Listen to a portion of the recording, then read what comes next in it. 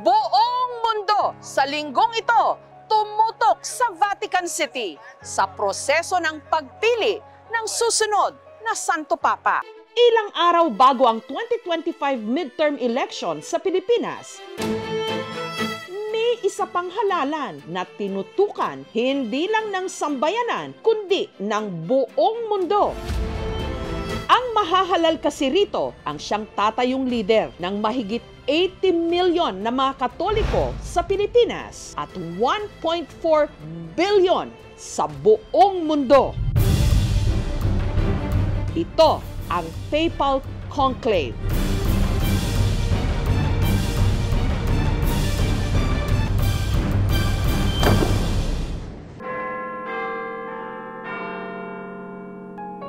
Matapos ang ilang araw na mabusising pagpili ng mga kardinal sa Vatican City sa hahalili sa yumaong Pope Francis, pasado hating gabi nitong Biyernes oras sa Pilipinas o alas 6 ng gabi sa Vatican City, may puting usok na lumabas mula sa chimney ng Sistine Chapel. Hudyat ito na napili na ang ika-267th na Santo Papa sa kasaysayan. We have a Pope Father! Habemus Papam!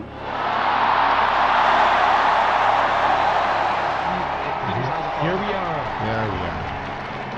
Siya ang kauna-unahang Santo Papa mula sa Estados Unidos, si Cardinal Robert Francis Prevost na pinili ang pangalang Pope Leo XIV. La pace sia con tutti voi! Ang paghalal sa pinakabagong lider ng simbahang Katolika inabot ng 2 araw. Buongiorno! Magandang araw po mula rito sa loob ng Vatican sa Italy. Ito po ang araw na pinakahinihintay ng buong mundo, May 7, ang pagsisimula po ng conclave o kung tawagin po ng mga Italiano ay conclave. Ang paghalal ng mga kardinal sa bagong Santo Papa ginanap sa loob ng makasaysayang Sistine Chapel. Sa likod po ng napakahabang pader na yan ng Sistine Chapel dito sa Vatican, dyan po nakalagak ang priceless treasures, mga obra ng sining, mga artwork ng Vatican. Diyan din po magpupulong ang 133 cardinals mula sa iba't ibang dako ng daigdig para sa conclave. Bago nagkulong sa kapilya ang cardinal electors, nagdaos muna ng Mass for the election of the Roman Pontiff sa loob ng St. Peter's Basilica. In nomine Patris et Filii et Spiritus Sancti. Amen. Habang sa labas, matyagang nakaabang ang libo-libong mga Katoliko mula sa iba't ibang panig ng mundo. Isa na rin karangalan na nabilang tayo na maging candidate ng Vatican. Mga seaman na nagdock dito sa Rome. KMGS na yan. Excited for this whole period of discernment for our cardinals. Time check, 4 o'clock dito po sa Italy. Papasok na po yung mga kardinal doon sa Sistine Chapel para sa pagsisimula ng conclave. Et ego, Aloysius Antonius Cardinalis Tagle, Spondio, Voveo, Acur, sic me Deus adjuvet. So, nandito po ako sa Vatican Press Office kung saan po nakamonitor ang world media sa nangyayari po sa conclave by way of a big screen monitor. Hindi po kasi open sa coverage ng mga reporter. Ito na lang po yung binigay sa amin ng monitoring area. Extra omnes.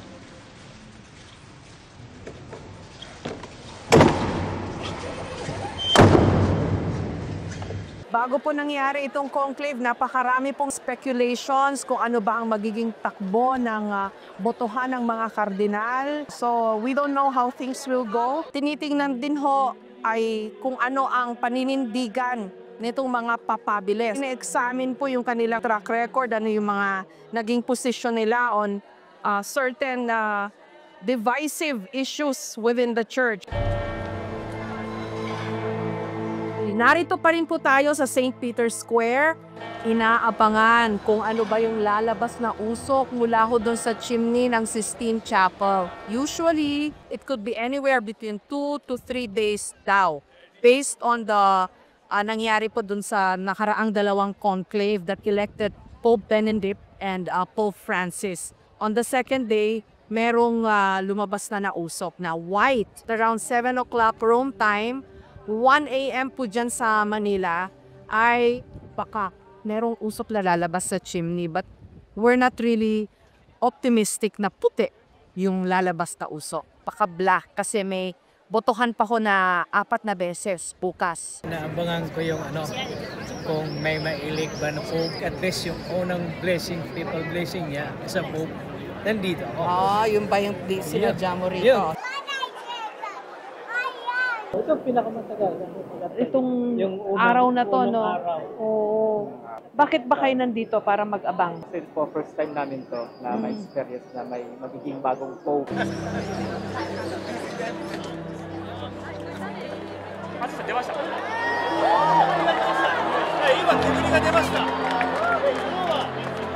Medyo umingay po tong square kasi may lumabas na usok.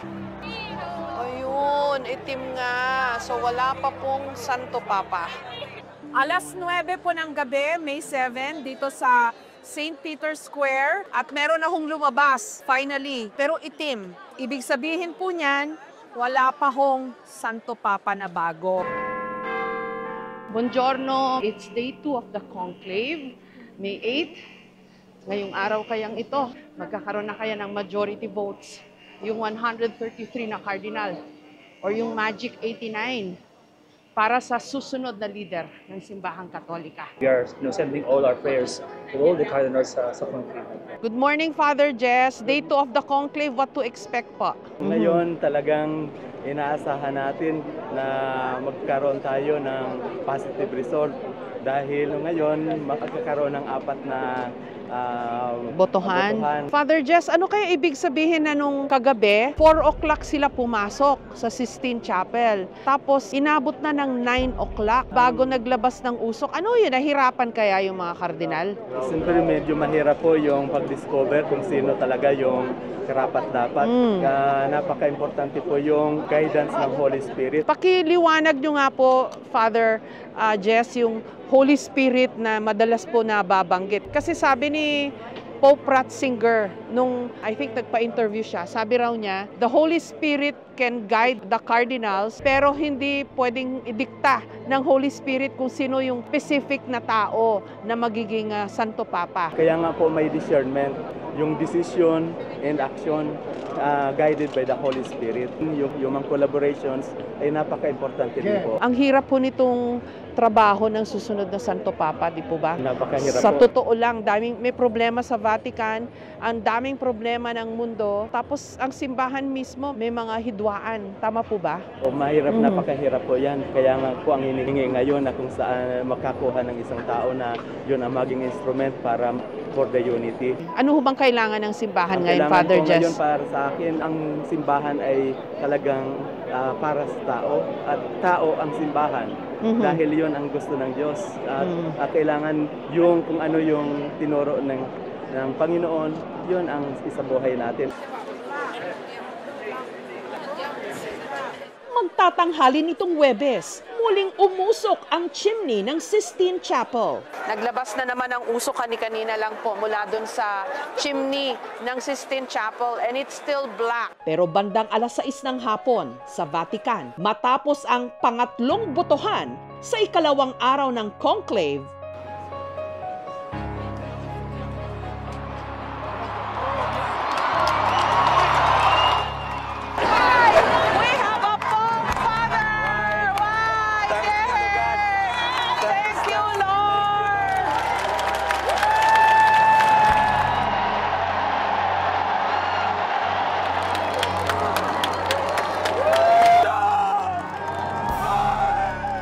Nagpalakpakan po lahat dito!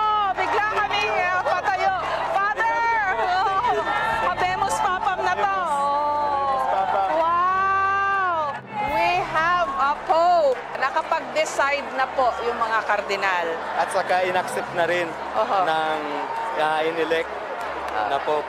Ano pong feelings and thoughts niya, Father, as a priest? As a priest po, nagpapasalamat ako ng gusto sa Panginoon dahil ibinigay niya sa atin uli ang kanyang pagtitiwala na isa sa mga cardinals ay maging vicar niya dito sa lupa na maggagabay sa atin para magpagpatuloy at may sa buhay natin ang pananampalataya. Nakakatuwa ho yung reaction ng mga tao, may mga umiiyak. Tears of joy? I hope so, yes. Surely it will be a new age, I hope, of peace. Wowie, ano reaction mo? Meron ng Santo Papa? Sobrang happy po, ma'am. Oh, thank you. Hanggang ngayon, meron pa rin po. And then, followed by the crowd dito po sa St. Peter's Square, erupted into cheers. May mga lumundag, may naiyak, may nagyakapan. Lahat natuwa kasi finally, meron ng napiling Santo Papa.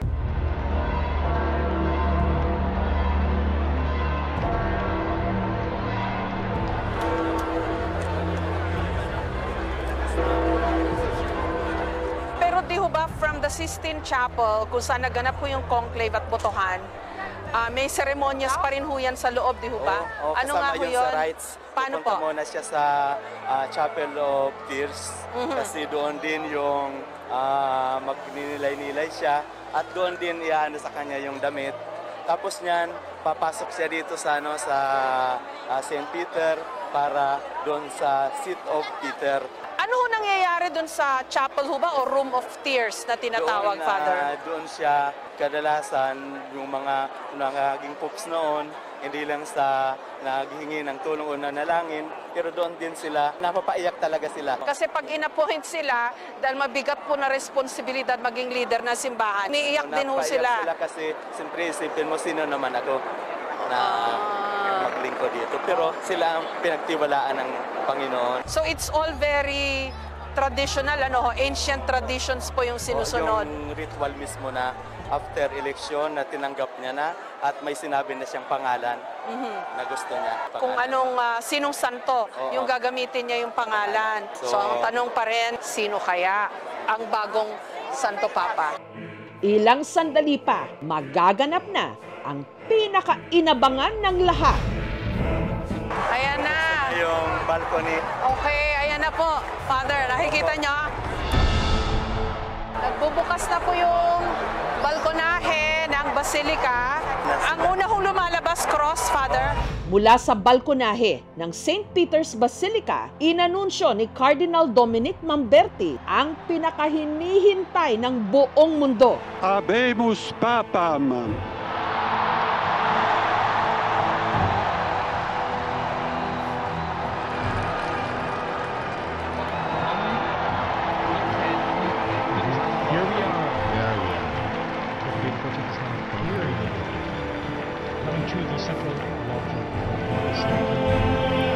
Mula sa Estados Unidos, ang pinakabagong Santo Papa, walang iba kundi si Cardinal Robert Francis Prevost.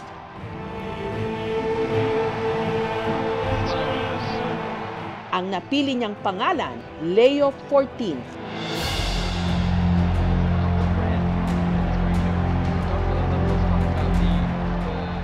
La pace sia con tutti voi. So the new Pope is speaking. So siya po yan, nagsasalita. Siamo tutti nelle mani di Dio. Aiutateci anche voi, poi gli uni gli altri, a costruire i ponti. Un solo popolo, sempre in pace. Anong sabi niya, Father? Ini-invoke niya yung peace all over the world. Grazie a Papa Francesco. Kasi hindi niya pinattern under a saint. Pinattern niya up to the Pope, Leo XIII. Si Leo XIII kasi isang milestone sa kasaysayan ng simbahan. Magulo nung panahon yun. Lalo na higdwaan ng mga komunista at ng kapitalista.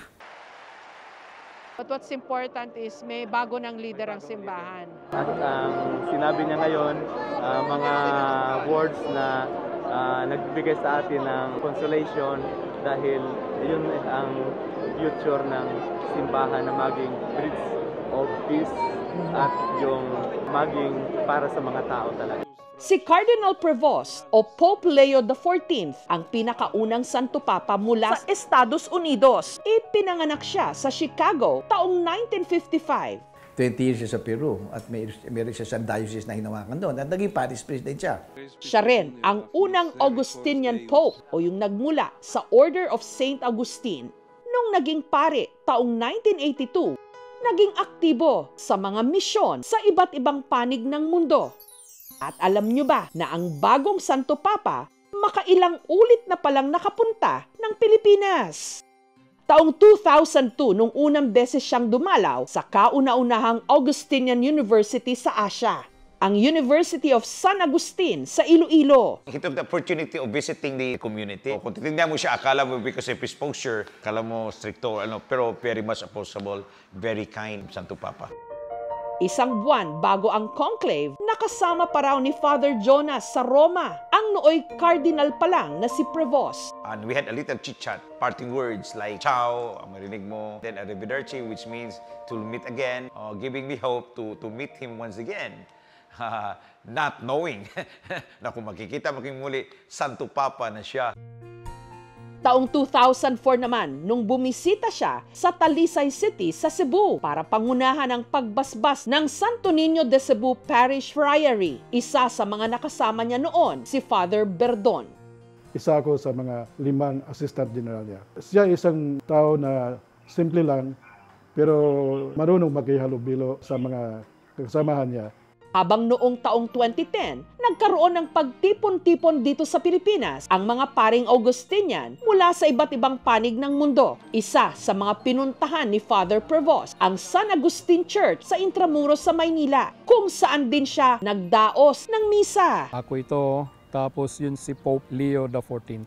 Father Prevost daw is very patient. I'm proud to be an Agustinian. Si Pope ay Agustinian din. Si Carlo, isa raw sa mga maswerteng nakapagpa-picture kay nooy Father Prevost, na ngayon Pope Leo XIV. Yung picture was taken when I attended the solemn profession of an Augustinian nun in a monastery in San Jose del Monte, Bulacan. Siya nagbibigay ng homily. Nung lumabas na siya, sabi ko, Father Prevost, may I have a picture with you? Doon na kami nagpicture yung selfie namin, group picture with the other Augustinian friars and seminarians and other guests. Yun na yung first and last encounter ko ata with then Father Prevost, now Pope Leo XIV. Very accommodating siya. Tapos meron talaga siyang radiance. Alam mong mabait siyang tao. Kaya labis daw ang galak niya nung napanood itong lumabas sa balkonahe ng St. Peter's Basilica bilang bagong Santo Papa.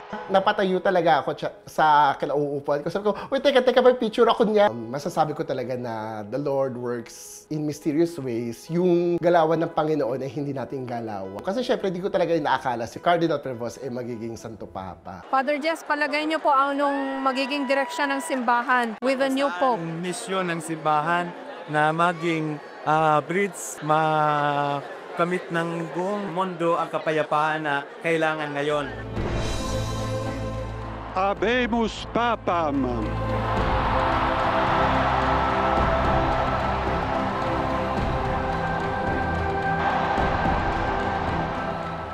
Hayan, Habemus Papa, meron na po tayong bagong Santo Papa. May bagong leader ang Simbahang Katolika, Vicar of Christ, and head of all of the Catholics all over the world. 1.4 billion Catholics all over the world. Ang pagiging Santo Papa, hindi lang tungkulin, hindi lang posisyon, kundi napakalaking tungkulin at responsibilidad. Isang sakripisyong walang kapalit, isang tahimik ngunit banal na pakikibaka para sa pananampalataya, pag-asa at pag-ibig. Kaya sama-sama tayong manalangin. Para kay Pope Leo XIV, ang bagong pastol ng Simbahang Katolika. Anch'io vorrei che questo saluto di pace entrasse nel vostro cuore, a tutti i popoli, a tutta la terra. La pace sia con tutti voi!